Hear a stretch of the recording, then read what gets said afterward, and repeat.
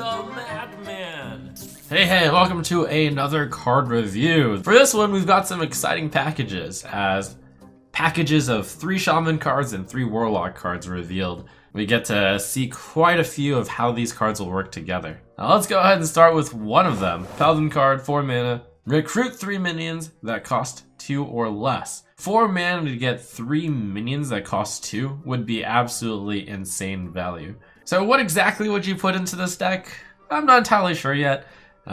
This is part of why we can't read cards until we see all the Paladin cards and all the neutral cards. You don't have the disadvantage. Maybe Millhouse Manastorm has finally found his calling?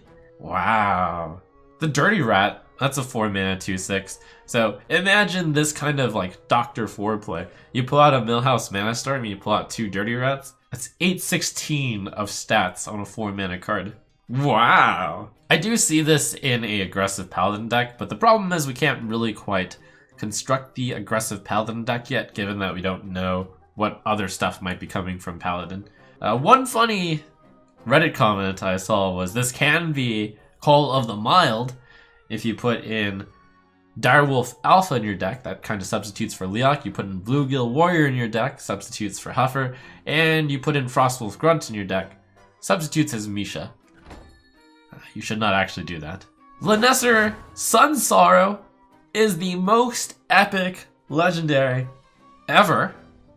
Maybe not ever, but 7 mana 1/1, that's awesome. Battle Cry, cast each spell you cast on your minions this game on this one. Even in your current mid-range Paladin deck, they're already running 2 Blessing Kings and 2 Spike Ridge Steeds. If you've already cast a Spike Ridge Steed before and like curves so well, then you can just follow it up with Lynessa. And she's basically a 7 mana 3/7 Death Rattle summon a 2/6. Some interesting notes, you can play her with a control deck with Lay on Hands. Like that's really ambitious. But if you lay on hands one of your minions, then when you play Lynessa, she'll come into play and draw you 3 cards as well. Note that this does not trigger quest completion for your Quest Paladin, but obviously if you're running Quest Paladin, you would put Lynessa Sunsorrow in your deck anyways. Now, a big call against Lynessa that people are saying is, what about silence? Well, yes, if they silence it, then you have a 7 mana 1/1. However, that means they're not silencing your Spike Ridge Steed, and you're not silencing your Tyrion. And from a similar perspective, if they're silencing your Spike Ridge Steed, you have a 6 mana nothing. Hey, there's a lot of things to silence, so Lynessa will kind of protect your Spike Ridge Steeds and your Tyrion. I'm hyped for this 7 mana 1/1. What a fascinating rogue card we have. Fal'dorei Strider, 4 mana 4/4. Battle Cry, shuffle 3 ambushes into your deck. When drawn, summon a 4/4 Spider. The card that you're shuffling into your deck is Spider Ambush. It is a spell, so it does not get impacted by Prince Keleseth. When you draw the Spider Ambush from your deck, it immediately casts itself, summon a 4/4 Spider, draw a card. If you want to be extremely optimistic, this is a 4 mana card, which gives you 16/16 of stats. Suppose it's the late game, and suppose you have Valir the Hollow in play. You play Fal'dorei Strider, you get a copy of Fal'dorei Strider in your hand, you cast Fal'dorei Strider again, and you have 6 Spider Ambushes in your hand, in your deck. And they're probably going to be drawn soon. This doesn't seem that good in Keleseth Rogue, because unless you're extremely lucky, Keleseth Rogue does not draw very many cards. So more of a control rogue card than a tempo rogue card. Some possibilities for mill rogue here too, so that you can contest the board with some of your 4/4 spiders, since you can draw both sides cards with Cold Light Oracle. That draws a bunch of cards too. So I myself am not that enthusiastic about the viability of mill rogue. Now we get to the Shaman package. Kobold Hermit, 2 mana 1/1. Battle Cry, choose a basic totem, summon it. Primal Talisman, give your minions Death Rattle, summon a random basic totem. These 2 wouldn't look very exciting, except for Windshear Stormcaller, 5 mana 5/5. Battle Cry, if you control all 4 basic totems, summon Alikure the Windlord. The payoff is pretty high, because not only are you getting a 5/5, you're also getting an 8 mana card, which is worth about 8 mana since Alikure is actually played, and you can attack immediately with Alikure. Wow.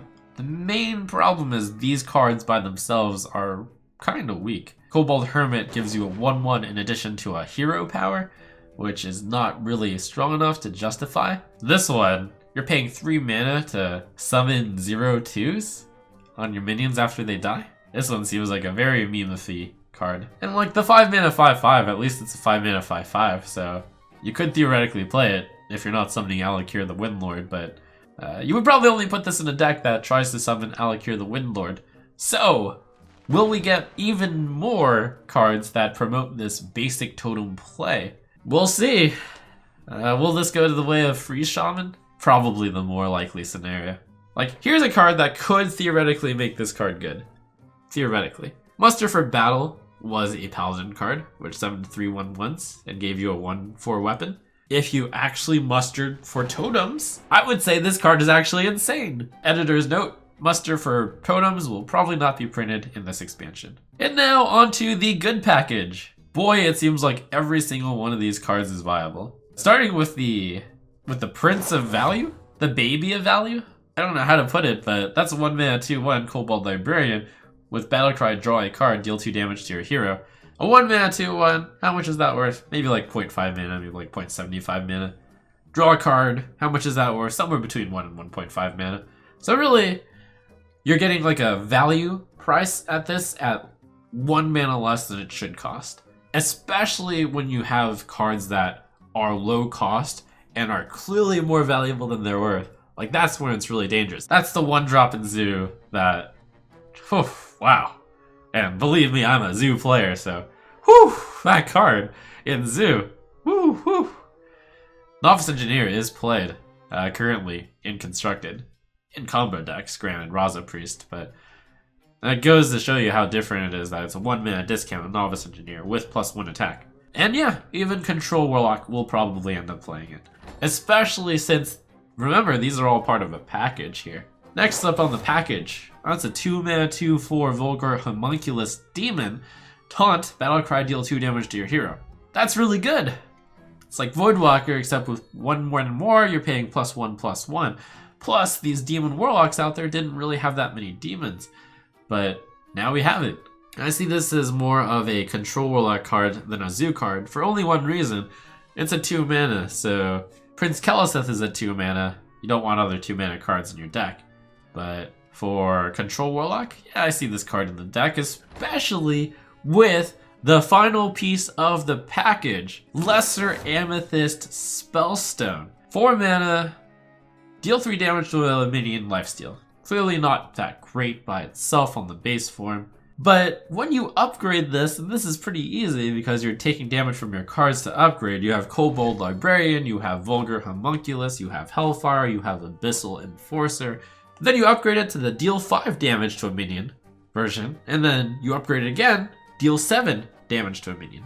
Siphon Soul is played in Control Warlock right now, 2 copies. 4 mana, deal 7, gain 7 health. Woo! Whew. Yes, please. I would play that. In the expansion of Knights of the Frozen Throne, I read most of the Control Warlock cards as a 1-star card, because I didn't think that Control Warlock was going to be good enough.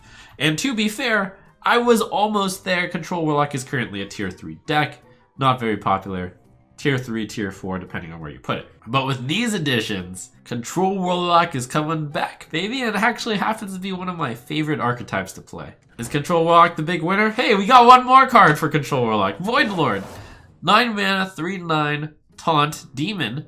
Death Rattle, summon 3/1/3 demons with Taunt. It might not look that exciting by itself, but then you realize that this is a card that Bloodreaver Gul'dan also summons. If your Bloodreaver Gul'dan is providing you an additional Voidlord, that is value incarnate. This card by itself isn't even that bad by itself. Like 9 mana, 6/18. We use that math on Spike Ridge Steed. 6 mana, 4/12. Plus you don't have the precondition of requiring you have a minion on the board. It's not even that bad to summon the 1/3 demons, which are Voidwalkers, by the way, with your Bloodreaver Gul'dan, because you're already doing that in Control Warlock. You already put in Voidwalkers in the deck expressly for the purpose of when you summon your Bloodreaver Gul'dan that you actually have some taunt power. Now you're getting the 3/9 taunt. Maybe we'll see some sort of cruel Control Warlock.